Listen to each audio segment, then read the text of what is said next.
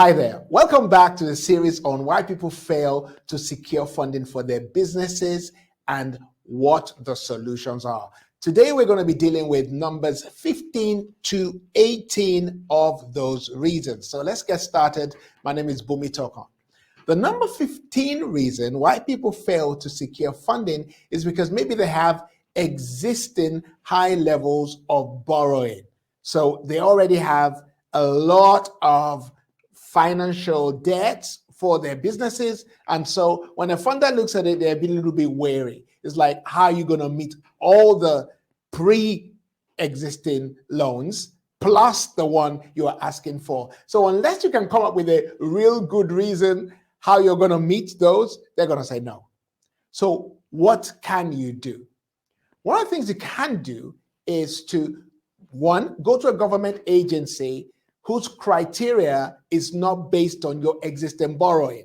Because there are some agencies that will still give you funding because they don't measure your existing borrowing as long as you're meeting it.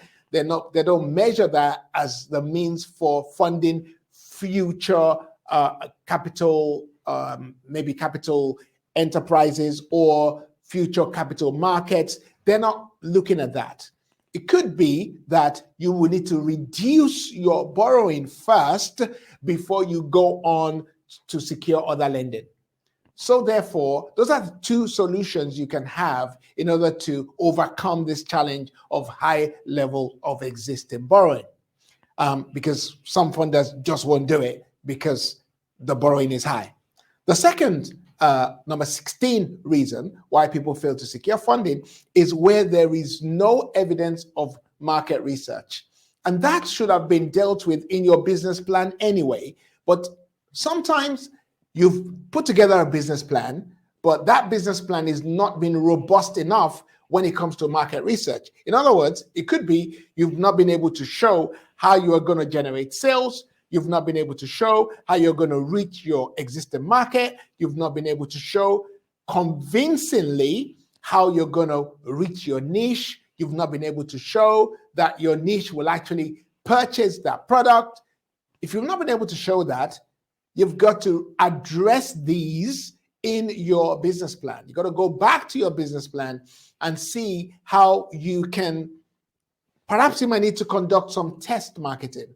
This is where the minimum viable product comes in with the lean startup model. So you could effectively go around that loop by, first of all, building a product that people want, getting that product out into the market, generating feedback, using that feedback to upgrade the product, putting that product back onto the market, generating feedback again, and keep going around that loop until you have a convincing product. Then you can document that test into your business plan to overcome this challenge of no enough or no evidence of market research. The number 17 is a poor evidence of your ability to repay the loan. And that sounds very similar to the first point of high levels of existing borrowing, but it's not quite the same. Poor evidence of ability to repay the loan means that maybe you're not generating enough money that can cover the loan you require. Sometimes I've had people come to us when I was working at the government agency. People will come to us and wanting maybe a 50, I think the maximum we were given then was 15,000. Somebody will come in for a 15,000 pounds loan. We'll sit them down. We'll go through the process. Then we start looking at their cash flow forecast, or we look at their sales, and we discover that actually at the end of every month, they need to pay back. I think if you borrowed 15,000 pounds back then, you needed to pay back something like 150 pounds every month. And they just couldn't meet that payment. Maybe they could meet up to 100 pounds, but they couldn't meet the extra 50 pounds. So we would not give them the money because they couldn't do that. But we will advise them on what to do, which is what I'm going to say now. What can you do? Well, you got to increase your sales. That could be one way of doing it. You deal with that by increasing the inflow of money into your business. And I've talked about this in the previous video, so please go watch that video. The other solution could be to cut down some of the existing expenses that the business has. That way, there is more money that can be plowed towards the loan repayment. So those are two solutions for you there. And then finally, this is like a deal breaker if you have a poor business plan. If you have a poor business plan is a business plan that doesn't really address the intricate parts of the business. It doesn't really address the maybe cash flow needs. It doesn't really address the marketing needs. It doesn't really address the operational needs. It doesn't address, the executive summary is weak. So if all that is what is incumbent into your business plan, then it means that you are not going to be able to get the funding. The solution for that is to put together a robust business plan that writes, first of all, a good executive summary, which should be written last as opposed to first. So you write all other parts of the business plan, then you write your executive summary.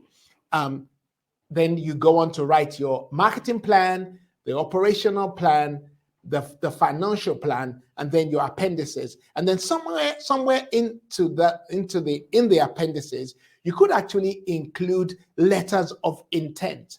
Letters of intent can actually change the minds of funders because they can see that a letter of intent is where your existing or your potential client will write letters for you that if you release this product, we will purchase so many of it, or we are interested when this business starts or whatever. Then you have those letters, maybe 3 or 5 of them should be included in your business plan. And that can be a deal breaker when it comes to funding, because people look at it, funders will look at it and say, well, it looks like this person actually has the ability to generate money. So they will give you the money. They will give you the funds. But having a good business plan is something that must be done if you are looking to secure funding. Okay, then. For now, we'll put a pause on the series on why people fail to receive the funding they require. And then when we come back, next time we might address a few more points. But until I see you, thank you so much for watching this video.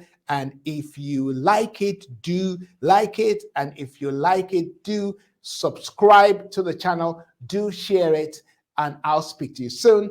God bless you.